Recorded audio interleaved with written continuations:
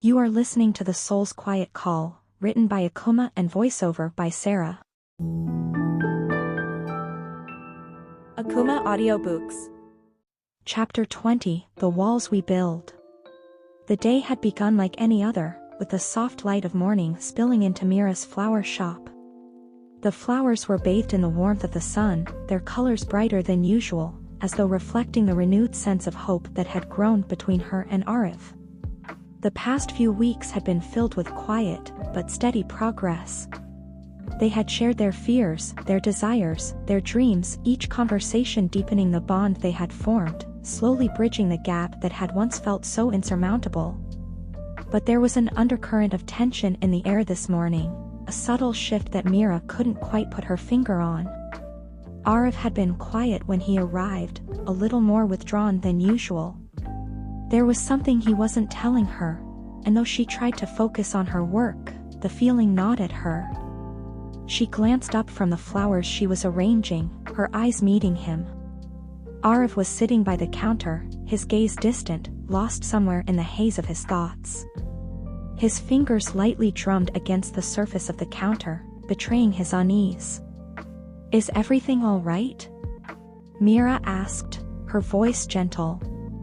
Aarav met her gaze, his eyes flickering with an emotion she couldn't quite decipher. After a long pause, he spoke, his voice quieter than usual. "I've been invited to a family gathering tomorrow." The words hung in the air between them, and Meera felt a wave of apprehension wash over her. She knew enough of Aarav's past to understand the weight of such an invitation. His family, his parents, his siblings, were a chapter of his life that he had long closed, locked away and buried beneath years of pain and regret. "You haven't been back in years," Meera said, her tone not quite a question, but more of an acknowledgement of the truth. Aarav nodded, his jaw tightening. "I've avoided them. I've avoided facing everything I left behind. But I think I need to go. I don't know if it'll make a difference, but I owe it to myself to try. To at least face what I've been running from." Meera felt a familiar ache settle in her chest.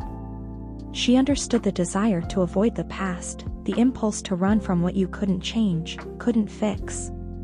She had seen him battle with it, seen him retreat into the walls he had built around himself.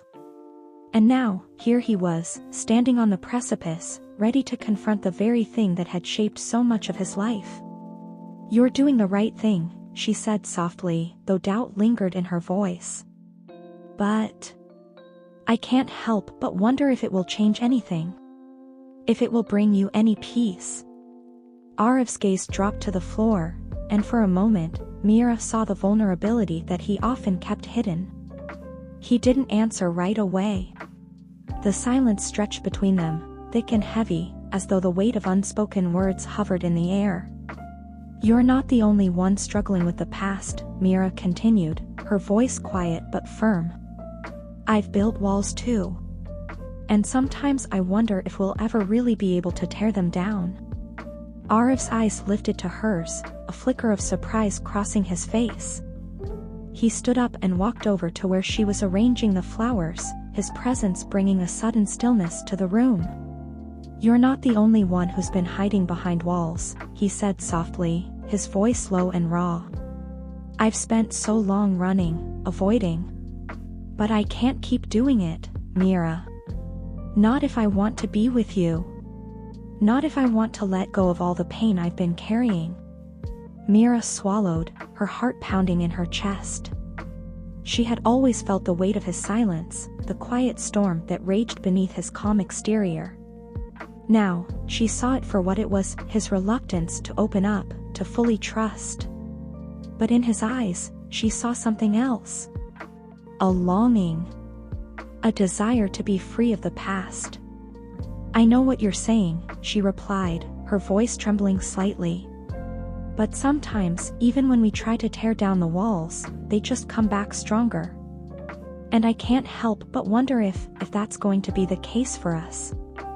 Aarav reached out, his hand brushing gently against hers.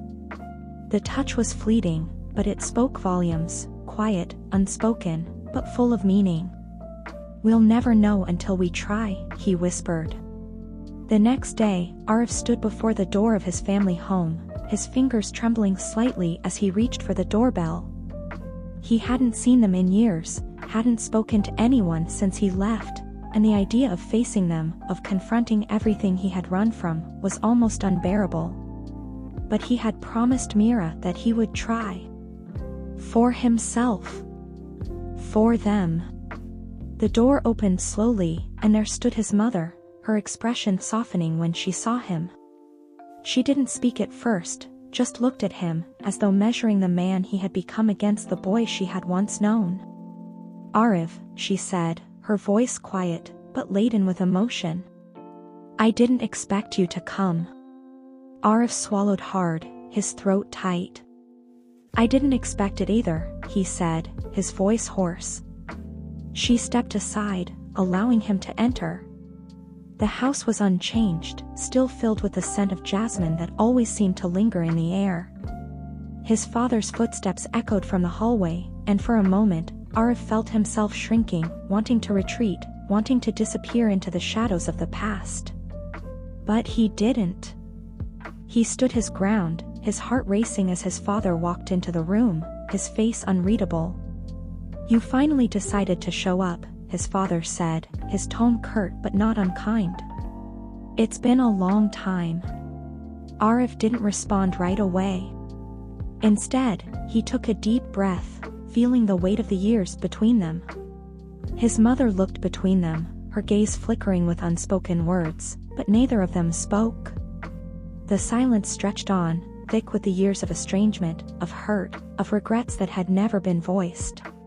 Meanwhile, back at the shop, Meera sat alone, her thoughts swirling in a storm of doubt and uncertainty. The space between her and Aarav felt wider than ever, as though the walls they had both carefully constructed were beginning to close in once more. She wondered if their bond was strong enough to withstand this new challenge, this new test. Would he return to her, or would he retreat once again, like he had done so many times before?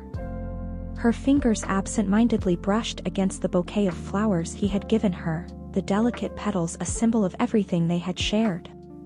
She hadn't asked for grand gestures, hadn't expected anything more than what Aarav had been willing to give. But now, as the hours passed and Aarav remained silent, she couldn't shake the feeling that the walls they had both built were beginning to rise again. When the door to the shop opened, Meera's heart skipped a beat. But it wasn't Aarav who stepped inside. It was her own reflection in the glass window, a reminder of the emotional walls she had built over the years, walls that had kept her from truly embracing love in all its messy, uncertain glory. Later that evening, Aarav returned to the shop, his face shadowed with the weight of his visit. He hadn't expected things to be easy, but he hadn't anticipated how much the past would haunt him. He stood at the threshold of the flower shop, looking in at Meera, who was carefully placing a new arrangement of flowers on the counter. She looked up at him, her eyes searching, questioning. "I went," he said, his voice strained. "I faced them." Meera didn't say anything at first. She simply nodded, as though she understood. But the walls between them felt taller now, the distance wider. And as much as they both wanted to tear them down, neither of them knew if it was even possible. "I know," she said softly. "But you can't expect to fix everything all at once." "I didn't expect it to be easy," Aarav replied, his gaze dropping to the floor. "But I thought maybe this time, things could change." Meera met his eyes, her expression somber. "Sometimes, we want things to change, but the past doesn't always allow it." The silence between them deepened, filled with unspoken fears, unresolved doubts, and the walls they had both carefully built over the years. Akumah Audiobooks. Refer to the channel playlist for a better experience and close your eyes to let your imagination run wild. Subscribe.